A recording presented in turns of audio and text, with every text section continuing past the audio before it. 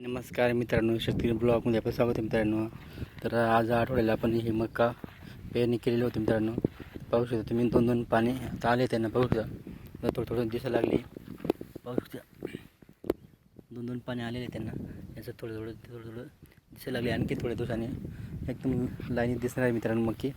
आपला मका पीक आहे मित्रांनो. तर आपण गेल्या आज आठ दिवसाला आपण पेरणी केली होती मकाची. तर आता उगलेले पण आहे. पाऊस तुम्ही इकडं पण अशा पद्धतीने आणखी थोड्या दिवसांनी पाऊस आला तर एकदम लाईनीत दिसणार आहे आपल्या मग. तर अशा पद्धतीने आपलं पूर्ण मग पेरणी केली आहे मित्रांनो. बाबा पाऊस नाही तुम्ही असा पूर्ण भरून येतो मित्रांनो, परंतु पाहिजे तसा पाऊस येत नाही मित्रांनो. तर पाऊस यायला पाहिजे.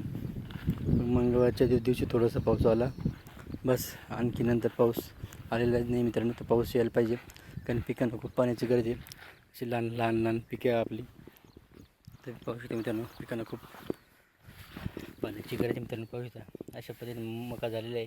तर मका पिकाला खूप गरज आहे मित्रांनो, कारण की पाणी हा आठवड्यातून यायला पाहिजे. येणं जाणं होत नाही चांगलं पाण्याचं. म्हणून आपल्याला पिकांना पाहिजे तसा पोट भरून पाणी मिळालं पाहिजे. कारण की पाणी त्यांना वेळेवर पाहिजे, आणि वेळेवर पाणी पाऊस आला तर मित्रांनो आपण त्यांना वेळेवर खत वगैरे देऊ.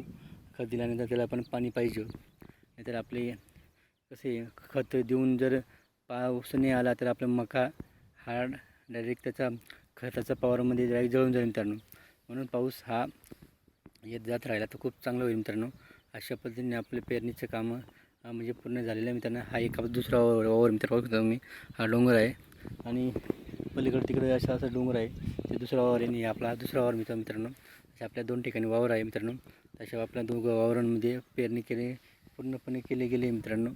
आता फक्त आपले बाकी आहे दुसरं काम, बाजरी पेरणीचं काम बाकी मित्रांनो. बाकीचं दुसरं काही नाही.